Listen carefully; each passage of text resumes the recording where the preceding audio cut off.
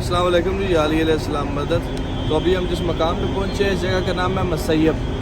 यहाँ पर जो ज़ियारत है वो है जनाब मुस्लिम बिन अकील की जो जोड़ी थी इब्राहीम और मोहम्मद, तो यहाँ पर उनका मकाम है। आ जाए आपको ज़ियारत कराते हैं। इस जगह का नाम मुसैयब है जो कि कूफा से तकरीबन 10 किलोमीटर की दूरी पर मौजूद है। मोहम्मद और इब्राहीम ये दोनों अमीरुल मोमिनीन इमाम अली अलैहिस्सलाम के निवासे और बीबी पाक रुकैया के लाल हैं। बीबी पाक रुकैया पाकिस्तान की शहर लाहौर में मदफन है और इन दोनों शहजादों के बाबा जनाब मुस्लिम बिन अकील मस्जिद कूफा में मदफन है। तारीख में मिलता है कि जब जनाब मुस्लिम बिन अकील कूफा पहुँचे और नमाज पढ़ाई तो जनाब मुस्लिम के पीछे नमाज पढ़ने वाले 18,000 लोग मौजूद थे, लेकिन जब जनाब मुस्लिम ने नमाज पढ़ाने के बाद पीछे मुड़कर देखा तो एक भी नमाजी मौजूद नहीं था। कूफे वाले जब छोड़कर जा रहे थे तो उनमें 2 बच्चे भी मौजूद थे, मोहम्मद और इब्राहीम। एक की उम्र 9 बरस थी और एक की उम्र 11 बरस थी। तो उसी मजमे में दोनों शहजादे कहीं बाहर निकल गए और अपने बाबा से खो गए। चूँकि रात का वक्त था, वो लोग जनाब मुस्लिम को गिरफ़्तार करने लगे। अगले दिन जब दोनों शहजादे कहीं ना जा सके तो छोटा भाई बड़े भाई से कहने लगा कि भैया, क्या हमारा कोई नहीं है? इस इतने बड़े कूफा में हमें अपने पास रखने वाला कोई नहीं है? तो बड़े भाई ने कहा, नहीं भाई, जिसका कोई नहीं होता उसका खुदा होता है। तो कहा कि भाई फिर हम कहाँ जाएं? यहाँ पर हमारे लिए हर घर का दरवाज़ा बंद है। तो बड़ा भाई कहने लगा कि आओ भाई, यहाँ इस दरख्त पर चढ़ जाते हैं। जब अगला दिन निकला तो हर तरफ से आवाज़ें आने लगी कि मुस्लिम को मारो, मुस्लिम को गिरफ़्तार करो। जब छोटे भाई ने ये आवाज़ें सुनी तो अपने बड़े भाई से पूछने लगे कि भाई, ये किस मुस्लिम को मारने की बात कर रहे हैं, किस मुस्लिम को गिरफ़्तार करने की बात कर रहे हैं? तो बड़े भाई ने सोचा कि अगर मैं इसे बता दूंगा कि ये हमारे बाबा मुस्लिम बिन अकील को मारने की और गिरफ़्तार करने की बात कर रहे हैं तो ये परेशान हो जाएगा, रोने लगेगा। तो कहने लगे कि नहीं भैया, ये हमारे बाबा मुस्लिम नहीं है, ये कोई और मुस्लिम है। तो एक मर्तबा दोनों भाइयों के आंसू बहने लगे।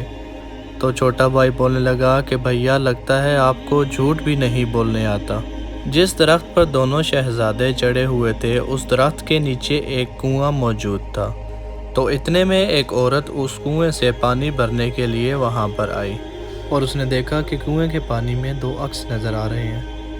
तो जब उस खातून ने सर उठाकर दरख्त की तरफ देखा तो उसे 2 शहजादे नज़र आए और वो पूछने लगी कि शहजादों, आप दोनों कौन हो? तो बड़े भाई ने कहा कि हम कोई नहीं हैं। चूँकि वो औरत मोमिना थी तो उसने कहा कि घबराओ नहीं, मैं आपको कुछ भी नहीं कहूँगी, आप बताओ कि आप कौन हो। तो बड़े भाई ने कहा कि हम मुस्लिम बिन अकील के बेटे हैं। चूँकि वो औरत मोमिना थी और मानने वाली थी तो उसने फ़ौरन कहा कि आप दोनों मेरे पास आ जाएं।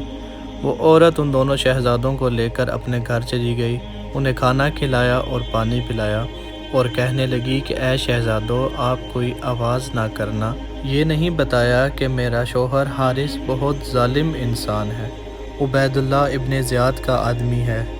जब दोनों सो गए तो ख्वाब में देखा कि अमीरुल मोमिनीन मौला अली अलैहिस्सलाम आए हैं और कह रहे हैं कि दोनों मेरे पास आ जाओ, मैं आप दोनों को लेने के लिए आया हूँ। जब दोनों की आँख खुली तो समझ गए कि ये हमारी आखिरी रात है और जनाब मुस्लिम की शहादत हो चुकी थी।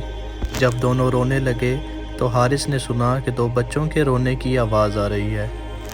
तो वो अपनी बीवी से पूछने लगा कि हमारे घर में कौन है? तो बीवी ने कहा कि हमारे घर में कोई भी नहीं है। उसने कहा कि नहीं, हमारे घर में बच्चों के रोने की आवाज़ आ रही है। वो उठा और उसने देखा कि एक हुजरे में 2 बच्चे मौजूद हैं और उनसे पूछने लगा कि आप दोनों कौन हैं? उन मासूमों को नहीं पता था कि इस मालून को नहीं बताना कि हम कौन हैं। तो उन्होंने कहा कि हम मुस्लिम बिन अकील के बेटे हैं। तो उस मालून ने दोनों शहजादों के बालों में हाथ डाला और कहने लगा कि तुम मेरे ही घर में छुपे हुए हो और मैं तुम्हें पूरा दिन ढूंढता रहा। इसने दोनों बच्चों के हाथ बांधे और उन्हें बाहर घसीटने लगा। तो बीवी ने कहा कि मत मार, ये लिए मुर्तज़ा के नवासे हैं। तो कहने लगा कि नहीं, उबैदुल्लाह इब्ने ज़ियाद ने इनाम रखा है इन पर। ग़ुलाम, बेटा और बीवी सब साथ चले। कहने लगे कि मत मार। तो कहने लगा कि नहीं, मुझे इनाम चाहिए। اور دریا فرات کی طرف چلنے لگا۔ جب دریا فرات پر پہنچا تو دونوں سے کہنے لگا کہ آپ اپنے کرتے اتار دو، میں نے آپ دونوں کو ذبح کرنا ہے۔ تو بڑے بھائی نے اپنے کرتے کے بٹن کھولے، دیکھا کہ چھوٹا بھائی ابھی بھی کھڑا ہے، تو پوچھنے لگے کہ آپ اپنے کرتے کے بٹن کیوں نہیں کھول رہے؟ تو چھوٹا بھائی رو کر کہنے لگا کہ میرے کرتا میری ماں اتارا کرتی تھی، مجھے کرتا اتارنے نہیں آتا بھیا۔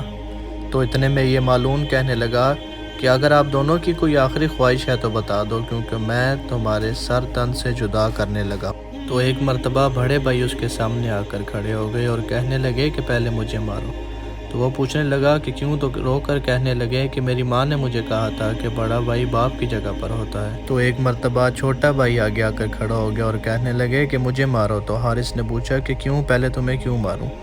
تو کہنے لگے کہ مجھے ماں نے بولا تھا کہ چھوٹا بھائی بیٹے کی جگہ پر ہوتا ہے۔ ایک دفعہ دونوں بھائی گلے ملنے لگے تو اس معلوم نے تلوار چلائی اور دونوں شہزادوں کے سر تن سے جدا کر دیے۔ جب سر گرے تو اس معلوم نے لاشیں اٹھا کر فرات میں ڈال دیے اور دونوں سروں کو ایک کپڑے میں باندھا اور عبید اللہ ابن زیاد کے پاس لے کر پہنچ گیا۔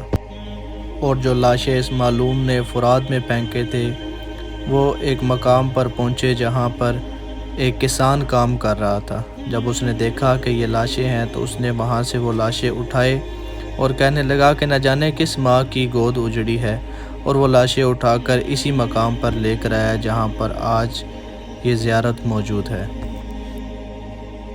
الا لعنۃ اللہ علی القوم الظالمین۔ تو اسی کے ساتھ میں اجازت چاہتا ہوں، دعا گو ہوں کہ اللہ پاک مولا پنجتن پاک کے صدقے آپ سب کو یہ زیارات کرنے کا شرف عطا فرمائے اور آپ سب کی جو بھی جائز حاجات ہے انہیں پورا کریں۔ دعا گو ہوں کہ جو بے اولاد ہیں صدقہ محمد و ابراہیم کا اللہ پاک آپ سب کو زندگی والی اولاد عطا فرمائے۔ اور آپ سب دیکھنے والوں سے ایک چھوٹی سی التماس ہے کہ میری ویڈیو کو لائک اور چینل کو سبسکرائب ضرور کر دیں تاکہ میری ہر آنے والی ویڈیو آپ کو بآسانی مل سکے۔ خدا حافظ۔ یا علی علیہ السلام مدد۔